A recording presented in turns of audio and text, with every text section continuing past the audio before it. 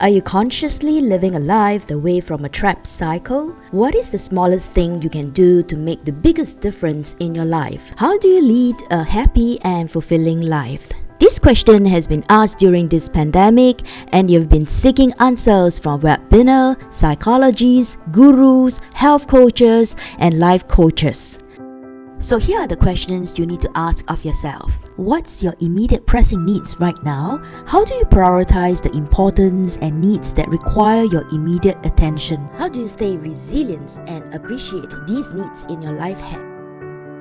Let's go back to the theory of human motivation by American psychologist Abraham Maslow in his Maslow hierarchy. He theorized that the human decision-making is undergirded by a pyramid of psychological needs. Maslow stated that the basic human survival needs include food, air, water, sufficient rest, clothing, shelter, overall health, and reproduction. Maslow also stated that these basic psychological needs must be addressed before humans move to the next level of fulfillment. The next level is your safety needs, such as the protections from violence and theft, emotional stability, your well-being, in your health, and your financial security. The third level is your belongingness. This refers to your personal and your social acceptance, for example, your friendship, love, family, intimacy, and positive relationships. Human beings need to have a sense of belonging, to love and be loved. The fourth level is your self-esteem. It's about your own worth, your status, ego, recognition, credibility, ability, and your contribution, plus the importance and respect by others in the society. At this level, you want to have a sense of contributions and values. The lack of it will lead to low self-esteem. Towards the pyramid top is the self-actualizations. It's your potentialities to do what you are capable of doing, your motivation factors to reach your happiness, fulfillment, and satisfaction in your life. Maslow, in his theory in 1987, proposed that the order of hierarchy may be subjective and not rigid. He also indicated that the order of needs varies depending on circumstances, and most behaviors can be multi-motivated simultaneously. For example, some individuals perceive that the needs for self-esteem is more important than the need for love. Another may fulfill the need for passion, creative fulfillment, rather than a routine task. Some may feel that happiness is beyond status, titles, or work. Their health is paramount as they can continue to live longer, enjoy the happiness of children and grandchildren, go on holidays without feeling the fatigue syndrome, free from aches and pain, and can still walk without supporting aids or medication. So how do you thrive your personal well-being in the VUCA world?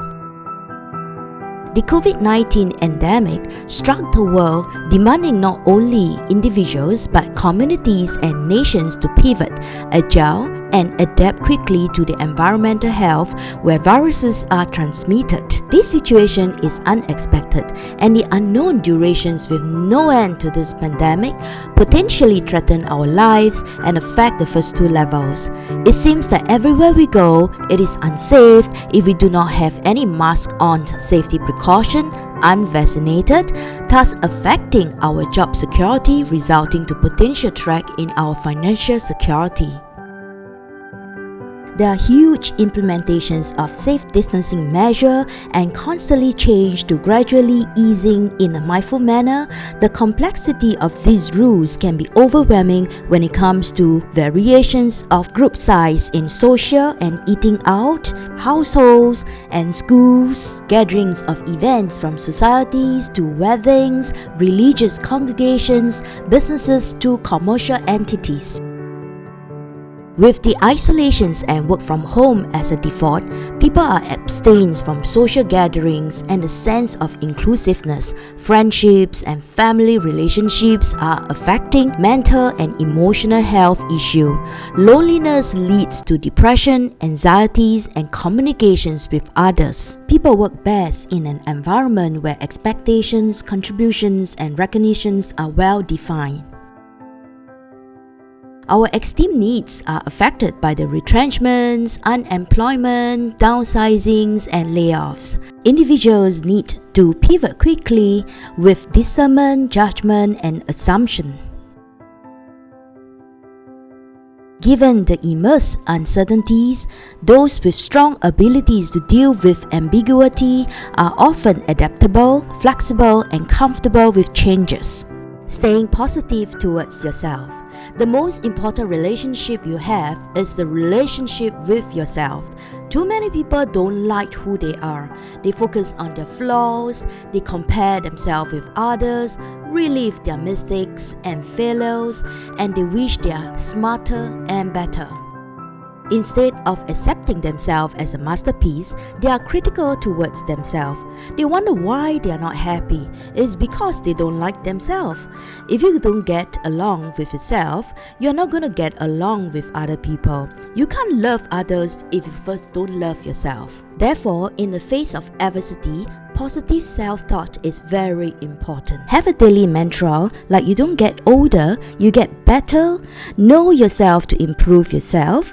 No matter how you feel, get up, dress up, and show up. Start where you are, use what you have, do what you can.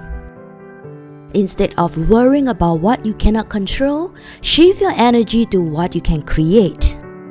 You need to train your body to be stronger than your mind, and train your mind to be stronger than your emotions.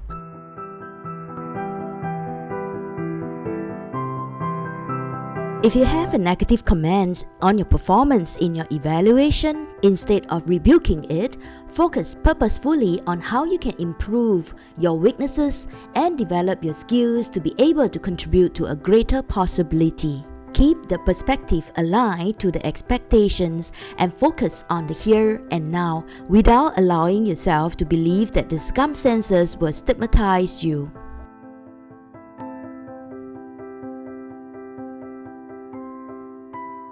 Overcoming vulnerability is an incredible courage for the seniors. The elderly and seniors are more vulnerable to the viruses. Start taking actions in baby steps and insert your exercise dates into your schedule and diligently follow through until you consider it a definition of done.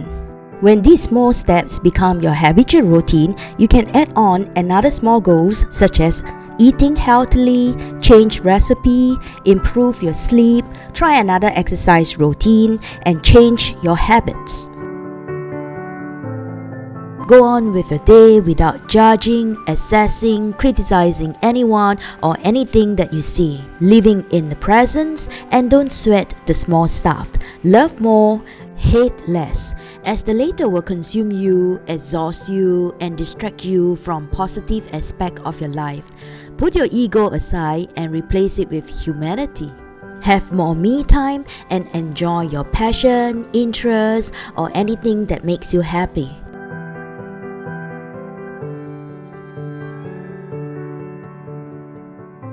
Practice good ethics, etiquette, and civility both in life and in business. Don't aim for perfections, do your best. Be on time and don't make excuses. Be accountable for your words and action.